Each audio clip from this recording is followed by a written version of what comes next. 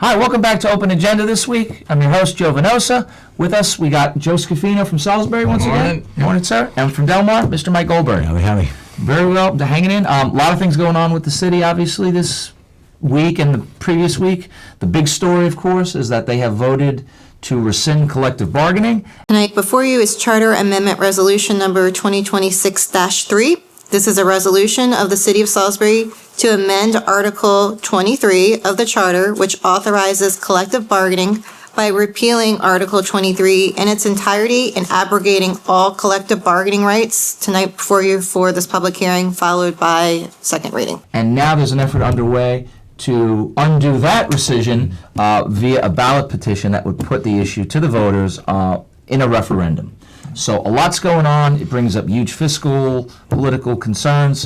What I'd like to do is, Joe, if you can hang out for a little bit, and Mike, if you could step away, and I'm going to bring on Trish Melvin, get her perspective, because she's looked at a little bit of data with regard to the numbers, and we'll kind of talk about the timeline of events, and then after that, we'll bring you back on and kind of talk about where things go and sort of the broader debate about collective bargaining. All right, stick around, and we'll be back with our next segment of Open Agenda with Trish Melvin.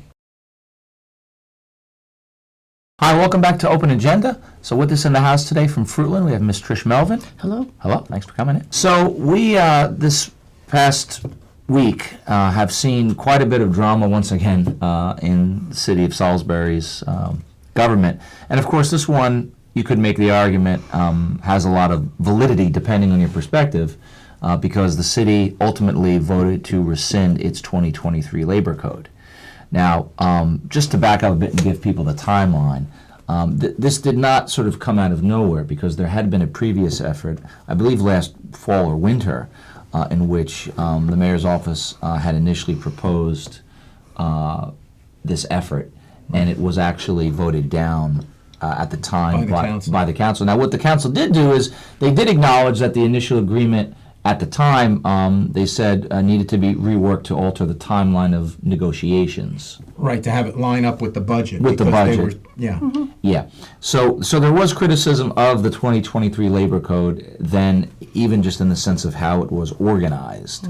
But nevertheless, it was thought that the basics of having the collective bargaining agreements and having the protections to collectively bargain would be there. But of course, in the last few months, we've seen an effort to bring that back, and ultimately a majority of the council had publicly supported pushing through a first reading. This was back in April, to push for an actual rescission of that actual 2023 labor code. And there's been a lot of community pushback and support, depending on who it is. Good evening, Council President Jackson and members of the Council. My name is Anissa Pierce Sessoms. I serve as Executive Vice President with AFSCME Maryland Council 3, representing AFSCME Local 1081. AFSCME Local 1081 members strive every day to deliver great public services for the people of Salisbury. We have urged this council time and time again to respect the dignity of our city employees by recognizing that their voice matters, and that their work matters, and that they themselves matter. Tonight, I hope you will listen to our call and vote this resolution down. Council members, my name is Jack Hughes. I serve as the union representative with AFSCME Council 3. In my role, I have the honor of working side by side with city workers in the city from AFSCME Local 1081. In 2023, these workers stood together and accomplished a significant victory in winning their union. They knew then what remains true today. Workers are stronger standing together and forming a union to create real, meaningful change in their workplace and in their community. Our members negotiated in good faith with this administration for the first agreement, and this administration was responsible for negotiating their side of the agreement and committing their word by signing it.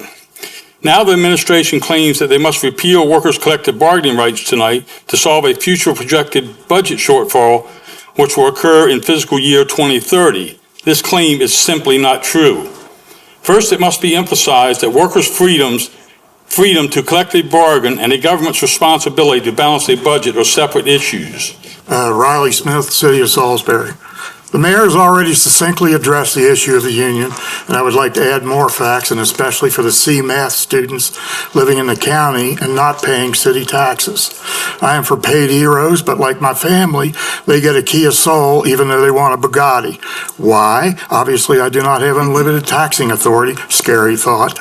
And if I did, I do not belong to a union that tries to negotiate for something I can't afford. The people of Salisbury depend on career firefighters and paramedics to answer their call on their worst day. Safe communities start with strong departments, and strong departments depend on stability. The stability comes from collective bargaining. It comes from bringing people together to solve problems, not taking away the process that allows them to do it. Stripping collective bargaining rights from firefighters, police, and other public workers is the wrong direction for Salisbury. I urge the Salisbury City Council to reject this proposal. I've made my position on this very clear over the last few months, that I think it's a bad decision for many, many reasons. The morale issue has been brought up before, the cost of turnover, all things that people have also mentioned. But the reality here is that even if the council does do away with it, it's more than likely going to come back in the future. And so I guess the question becomes, is it worth taking away now for it to come back in the future? I've also said this before, as others have, that two things can be true at the same time. The simple fact, and this is an irony for me to say, but some of the people that are supporting collective bargaining had a hand in helping the city become bankrupt. There are at least 2 sitting council members and 1 former appointed member who just spoke, who gave away millions of dollars to developers that bankrupted the city. They gave away a lot of the salaries and benefits to Nick Simpson, to Dave Layfield, to Brad Gillis, and in exchange for political support, and that's unfortunate. That has to be said. Nevertheless, I agree with them in the sense that collective bargaining shouldn't be taken away, particularly for our first responders, who we have already heard from the sheriff, we've heard from the state's attorney, and other labor representatives that this is going to be a public safety problem. Ultimately, this sort of crescendoed last week with a vote in which the council finally passed, as it currently stands, the 3 major unions, AFSCME, the Salisbury Fire Department's local, and the FOP, their local, all now lose collective bargaining rights. Why did it happen, in the sense of what are the arguments, at least what are the official arguments given, and what are the unofficial arguments sort of that others have? Yeah, I just want to make a couple comments. A little frustrating tonight. I'm glad we have this vote at least behind us. I think it's very frustrating to have a lot of people here that don't even live in the city come and people out of the area come and comment. This is a difficult decision for everybody, council, and the mayor's office. But we had to make it on the basis of the reality of the finances. These are very practical and mathematical realities that we've got to live in. It can be very easy to be bold from a safe distance. Does that make sense? There's no way I could sat behind this table tonight and not cast the vote I did based strictly on the budget. I attended every budget work session. I attended the closed session. I heard where we were at. I will say it again, it is not fiscally responsible to fund an operating budget off of a surplus. It's not sustainable. I do care about the workers as much as people want to say that's not true. I'm a worker, always have been, and I do care. So I'm sorry that this is the way it came. Mistakes were made in the past that brought us to where we are today. I cannot believe that we are eliminating after just 2 years, after years of fighting for it, we are undermining these workers, these people who give their lives to the city. I think what happened here tonight is what we can look forward to for the next 18 months. And I am just appalled at the glib behavior, the dismissiveness, the chuckling at comments from the public that don't align with the majority on this council or the mayor's office. I'm ashamed of this council. I'm ashamed of the leadership in this city. I mean, even with the union, it wasn't something that I wanted to do, honestly. It really wasn't something, but as Melissa has said, and I concur with her, before I would allow this city to go into bankruptcy, I will stand firm on my beliefs. Nobody persuaded me or anything. Like I said, and I'll say to me, I think for myself. So what do we know about the finance and how that plays into this whole debate? Well, again, fiscally, I support the mayor. He's done a good job. He inherited a hornet's nest from the previous mayor and council, trying to right the ship fiscally. Years of giveaways to developers, giving away properties, undervalued, waiving fees, set the general fund at just millions of dollars. So he's trying to get us on level ground. Now, one of the arguments for liquidating the union was that there was a risk that binding arbitration could award the unions more than the city could afford, therefore bankrupting the city. Talking to some of the firemen, they said that's not the case. They said the arbitrator cannot award more than the city can afford. In other words, the arbitrator cannot rule to bankrupt the city. Right. So now we've got two opposing arguments on there that we should know about. So it sounds like the primary reason that was presented is financial. Oh, yeah, Yeah. definitely. But there are theories that ideology played a role in this too, depending on who you talk to. And I guess the thing that the city council has stated, both sides, is that the money issue is being used, right, as the excuse, right? That's what I hear. Yeah. That's what I hear. So I guess we're at a situation where if we look at the actual budget numbers that have been presented, the city, I think we all agree, is in a lot of financial trouble. It doesn't seem to be that we're getting a resolution on this issue, because now we're just debating the statistics, right? We're sort of taking the data and people are kind of using it to sort of say, well, this is why we got to get rid of it versus this is why we should keep it. So it seems that the financial argument only kind of hardens the positions of people rather than maybe illuminate. I heard, that's what I keep hearing, is structurally, financially, it's unaffordable. Okay. And there was a PowerPoint presentation about a month ago at a Salisbury meeting, council meeting, and there was some tables and charts presented, and one that got my attention showed projected revenues and projected salary increases for the fire and police union employees. And it showed the bar for the salaries was much greater than the bar for the expected revenue increase. But what got my attention is that that chart was presented in percentages rather than straight dollars.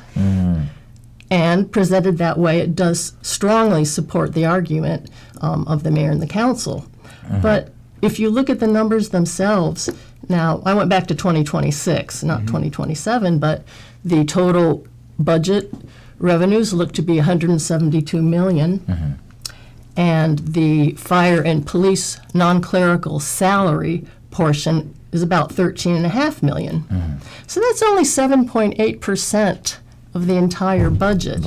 So if that chart had been constructed based on straight dollars, it would not support the argument to dissolve collective bargaining. Was it union busting? I mean, I don't know. Well, yeah, that jumped out at me when I saw that graph. Why are they expressing it in percent? Yeah. Well, and here's the irony too, not necessarily the irony, but here's the reality of where this goes.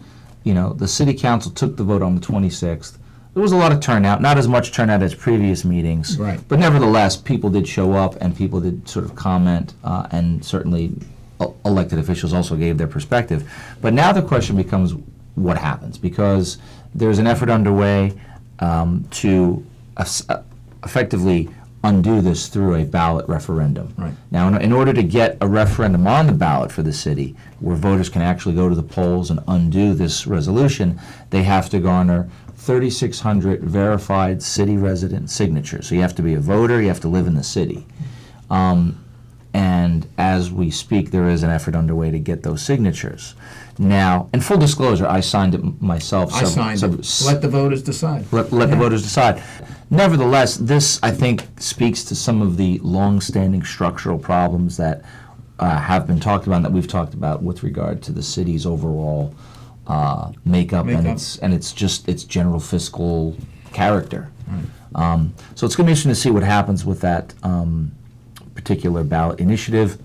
Next year is an election year for mayor and city council. Yeah. So there'll be an interesting campaign. And this issue will be, I think, at the center of Yeah, of 2027 could be could be more attention to voter turnout Yeah. in Salisbury.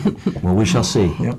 So what I'd like to do, because you've both given your great analysis on this issue, is I'd like to bring in Mike Goldberg from Delmar and get his view of it as a county resident, someone who's not in a municipality per se, and also maybe tease out a little bit how this issue kind of broadens out to the general support or lack thereof of collective bargaining, because part of this is a fiscal argument, but part of it also, as we know, is a sort of ideological one.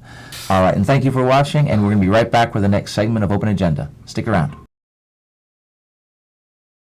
Hi, welcome back to our next segment of Open Agenda. Sticking around for us is Mr. Joe Scafino. Thank you, sir. Yep. And coming back from the big city, well, the big town of Delmar, Mike Goldberg. Yeah, the big city of Delmar. You certainly are not far from Salisbury, and you're not far from the drama, because as you've been watching, we've talked a lot about this big issue that's come up with the rescission of collective bargaining. So as a county resident, what's your take on it, at least from kind of the fiscal and sort of the practical sense of it as it stands?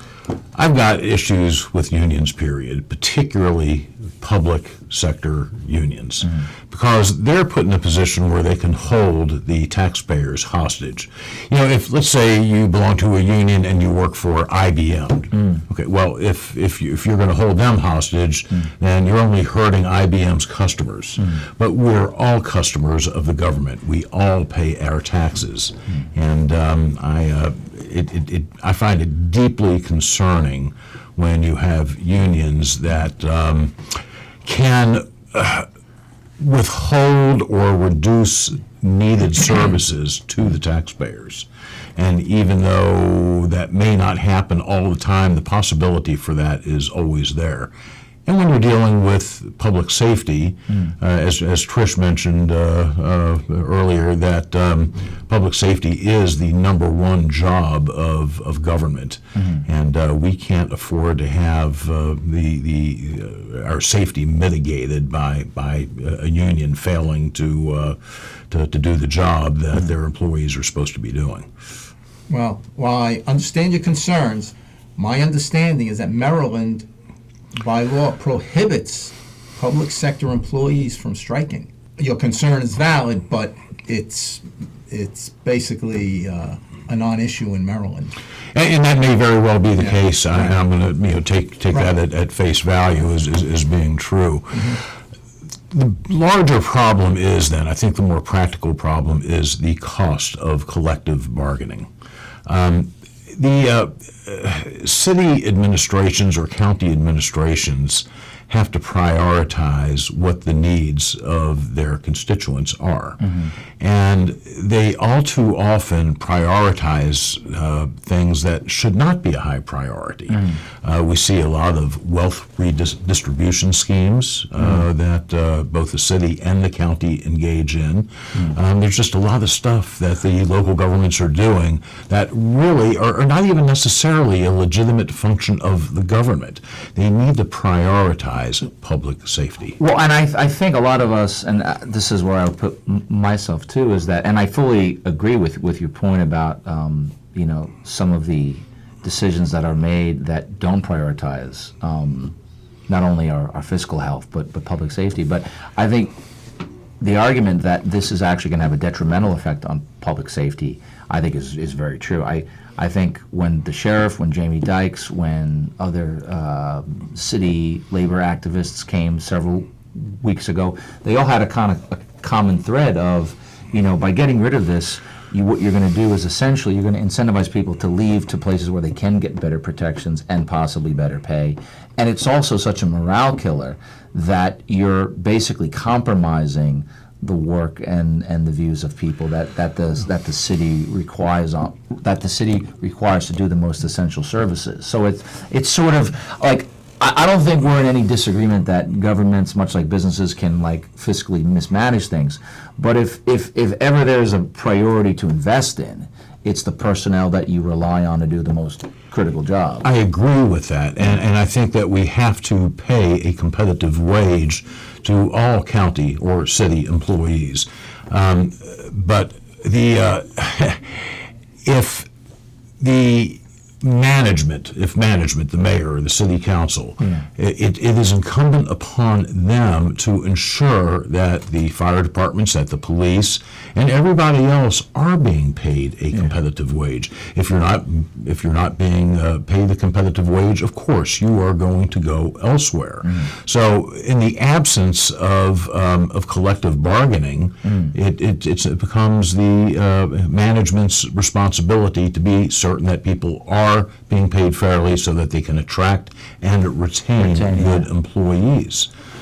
And to your point, one of the reasons that the union was voted in was that in the past the city fell behind on pay raises and bump ups.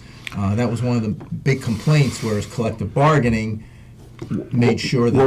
And then it's incumbent on the voters to replace management then, and so that they can ensure that the city's needs are being met. Well, one of the things too, though, and you spoke to this just now a little bit, but beyond cost, right, is that there's other issues that collective bargaining, provides, right, in terms of, certain safety requirements, trainings, non-financial, non-fiscal stuff. But to your point, one of the issues that everybody talks about, and I hear this a lot because, I get a lot of friends who either have worked, for the city police, fire, EMS, and especially just other general services. They all talk about compression.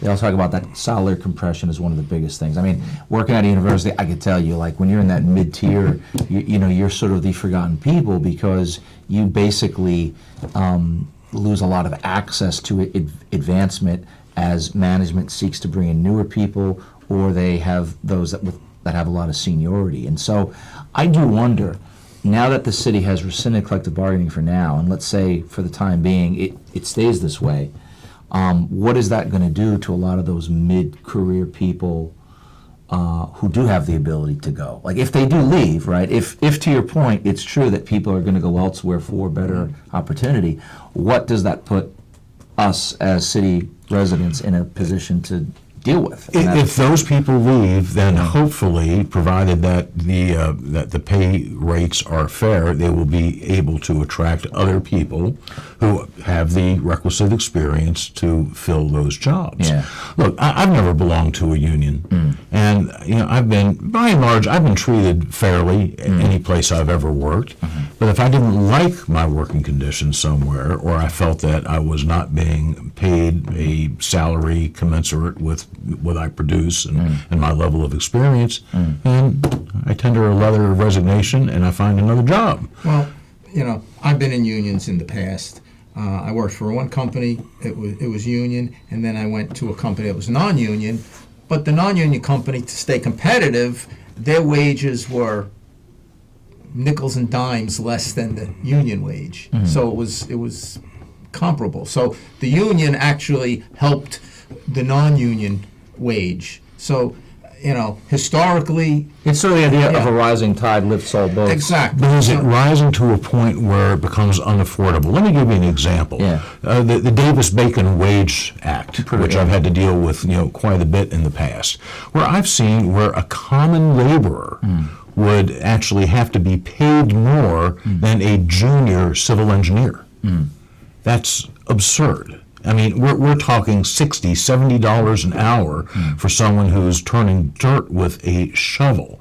You know, you just cannot, when you pay those kinds of extraordinary wages. I pay my plumber much higher than I would do a civil Well, engineer. you're only paying him $1 for doing the work, but you're paying him the other $100 per hour for knowing how. So, and No comment. and that's the difference. It's Well, this is. But, I'm sorry, but I mean, I don't think Davis Bacon is relevant to this situation. It's not, except to the extent that it is another type of collectivism that, you know, pressure has been put on the federal government to establish these wages, just as unions put pressure on local governments to establish the wage rate. And again, we're not going to necessarily solve or maybe even come to an understanding about the broader philosophy of collective bargaining. Like, you know, I personally believe that it's a basic right to collectively bargain and to have that option. Why is that a basic right? Well, because it's the idea of freedom. It's the idea that if I choose with other workers to improve my ability and my standards, we should have that option to do so. If other people don't, I'm sorry. Go ahead. And as a manager, then it would be my right to release those employees who are causing a problem in my organization. Yeah, or as history has proven, kill them. I mean, like that happens too. You know, That might be just a little bit extreme. Well, I don't advocate that. Again, we can get into Again, this is which would be interesting, but maybe for another. That's another time. episode. Yeah, but I do think that regardless of where you come from on it, whether you're sort of, you know, with me and Joe or anybody else who's on the other side of it, the bottom line is that one of the things that has been brought up and that we're now going to see happen is, does the taking away of collective bargaining in the short term, does it lead to the kind of shortages and the kind of absences that people are worried about? And I think regardless of where you stand on collective bargaining or the city or the mayor or the policy or the motivations behind it, that is the one thing that people keep coming back to, is what does this do for the quality of services and the quality of safety? Because I think as Trish said so perfectly well, and so have you, you know, public safety is the essence of local government. And the question is, as Salisbury gets into this new experiment for the time being and not having collective bargaining protection, what will happen?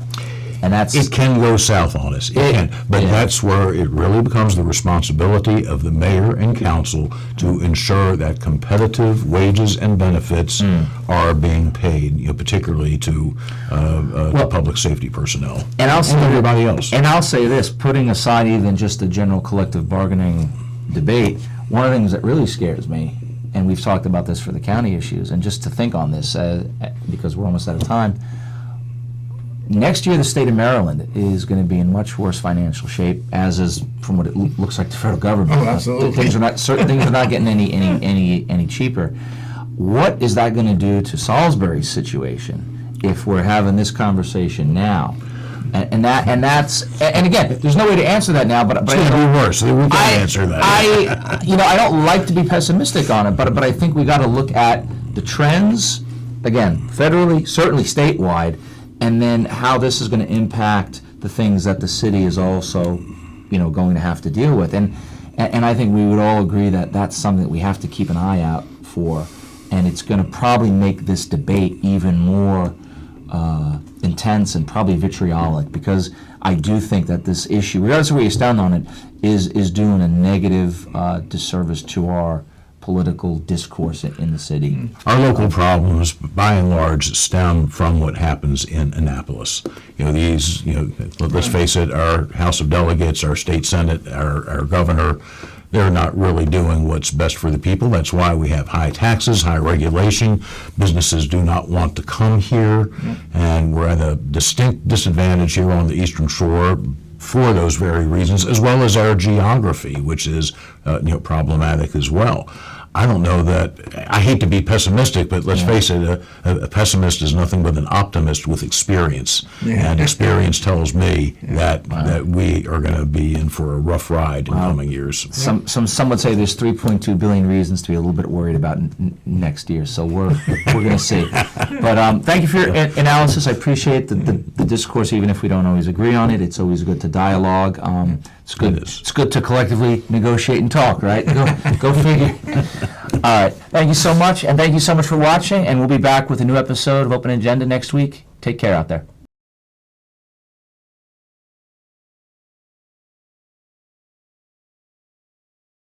And I don't want to say anything else because I'm going to start getting rude.